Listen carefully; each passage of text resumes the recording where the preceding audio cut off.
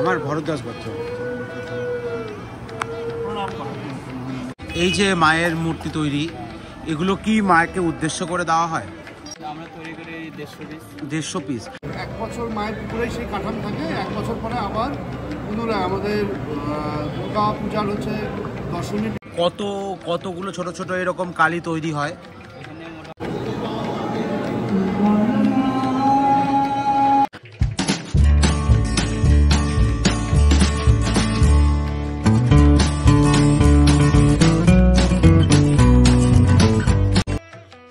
জয় মা বন্যা। এবছর নভেম্বরের 22 তারিখ, অর্থাৎ এই মাসের 22 তারিখেই শুরু হচ্ছে মায়ের পুজো। আর চলে এসছি আমরা সেই বল্লাগালিতে, যে মা কাউকে ফেরান না খালি হাতে। এই সেই বল্লাগালি।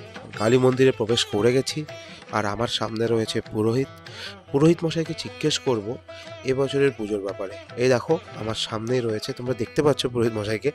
তো ঠাকুর মশাই, আপনি একটু বলে দিন এবছরের পুজোর কি মাহাত্ম্য, আর অ্যাকচুয়াল পুজোর কি মাহাত্ম্য। তো চলো শুনে নিই।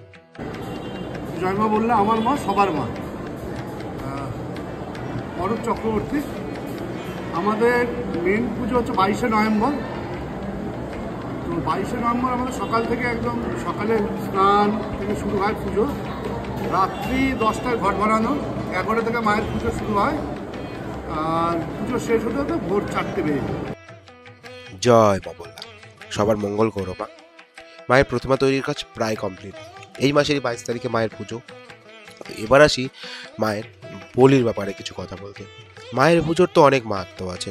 তোমরা কিছু মাহাত্ম্য শুনলে, কখন পুজো হয়, কীভাবে পুজো হয়, কখন থেকে কাঠামো তৈরি শুরু হয়। তো কিছুদিন আগে মায়ের কাঠামো পুজো হয়ে গেছে। তো যাই হোক, এবার আসি বলি নিয়ে। দেখো আমি দাঁড়িয়ে আছি মায়ের মন্দিরের সামনে, ঠিক তার অপোজিটে দেখাবো এবার তোমাদের সেই বলিঘর। এই সেই বলিঘর, যেটা পুরো টিন দিয়ে ঢেকে দিয়েছে। যে বলি করে সে ভেতরে থাকে, আর যার পাঠা বলি হয় সে শুধু ভেতরে যেতে পারে, আর কেউ ভেতরে নিষিদ্ধ। তো যাই হোক, তোমরা দেখলে এটা। তো এবার তোমাদের সামনে তুলে ধরবো, তোমরা যদি এই পুজোতে আসো বা এই মন্দিরে আসো, তাহলে পুজো দেওয়ার প্রসাদ কিনবে কোথা থেকে। ঠিক মন্দিরের পাশেই তোমাদেরকে দেখাবো এখন যে কি করে তোমরা প্রসাদ কিনতে পারবে। এই দেখো আমি এবার তোমাদেরকে দেখাচ্ছি, ঠিক মন্দিরের সামনেই, মানে বাঁ পাশেই রয়েছে অনেকগুলো প্রসাদ কেনার ঘর। যাই হোক, এটাও তোমাদের মধ্যে তুলে ধরলাম। এবার আসবো মায়ের যে স্থাপন, মায়ের নিরঞ্জন, সেই ঘাট। প্রচণ্ড রহস্যময় এই ঘাট। মায়ের বিসর্জন এখানেই হয়, এবং কাঠামো তৈরির কাঠামো পুজোর কিছুদিন আগেই এই ঘাট থেকে তুলে আনা হয় মায়ের কাঠামো। এই দেখো মায়ের সেই ঘাট, ঠিক মন্দিরের বাঁ পাশেই রয়েছে মায়ের এই ঘাট। দেখো এই হলো ঘাট, আর ঠিক তার এই পাশেই রয়েছে মায়ের মন্দির। এবার তোমাদের সামনে তুলে ধরবো এই মায়ের মন্দিরের পাশেই তৈরি হওয়া কিছু ছোট ছোট প্রতিমার ব্যাপারে। কেন তৈরি হয়, কি জন্যই বা তৈরি হয়, এগুলো। তো চলো শুনে নিই এনাদের মুখ থেকেই। তোমাদেরকে বলেছিলাম যে ভিডিওটাতে দেখাবো যে ছোট ঠাকুরগুলো সেগুলো কতটা কমপ্লিট হয়েছে। আগের দিন দেখিয়েছিলাম মায়ের কিন্তু ছোট ঠাকুরগুলোও প্রায় কমপ্লিট হয়ে গেছে।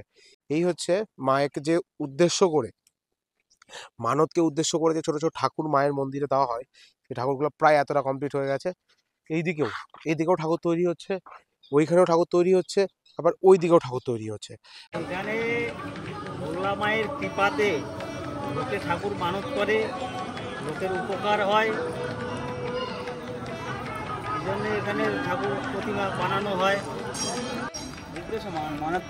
মানত তোমাদের কাছে লোকে অর্ডার করে, তারপর তোমরা তার জন্য বানাও? তাও কতগুলো ছোট ছোট এরকম কালী তৈরি হয়? এখানে মোটামুটি আমরা তৈরি করি 150 পিস। আর কত, তাও তোমাদের আইডিয়া কত পড়ে? 2,500-এর উপর মায়ের এরকম মূর্তি। এগুলো কি বিভিন্ন বাইরে থেকেও আসে? বাইরে থেকেও আসে। আচ্ছা, তোমরা লোকাল এখানে গিয়ে তৈরি করো? সব কি এরকম সাইজেরই হয় না বড় সাইজেরও আসে? আগে বড় সাইজে হতো, আর মন্দিরে এই সাইজ। সব এই সাইজ, মানে বড় সাইজ আর হয় না? তার জন্য কোনো কারণের জন্য বন্ধ করেছে? আচ্ছা, এই বিসর্জন কি পাশের ঘাটটাতেই হয়? আচ্ছা। আর এই পূজার কোনো মাহাত্ম্য তুমি জানো এরকম কিছু? আর এখানে মাকে যারা কিছু বলে যে কোনো মানত রাখে মার কাছে, সেগুলো কি পূর্ণ হয়? ফল হয়। আচ্ছা কেউ সোনা দেয়, কেউ চাঁদি দেয়, কেউ পাঠা দেয়, আচ্ছা। কবুতর দেয়, কেউ ঠাকুর দেয়, আচ্ছা আচ্ছা অনেক রকম। ধন্যবাদ ধন্যবাদ তোমাকে। জয় মা বললে আমার মা সবার মা। আগামী 22শে নভেম্বর আমাদের মায়ের পুজো। 22, 23, 24, 25 তারিখে আমাদের মায়ের নিরঞ্জন।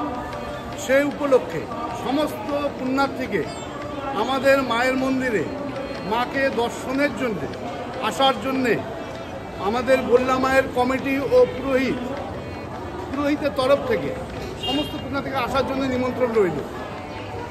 জয় মা বললাম।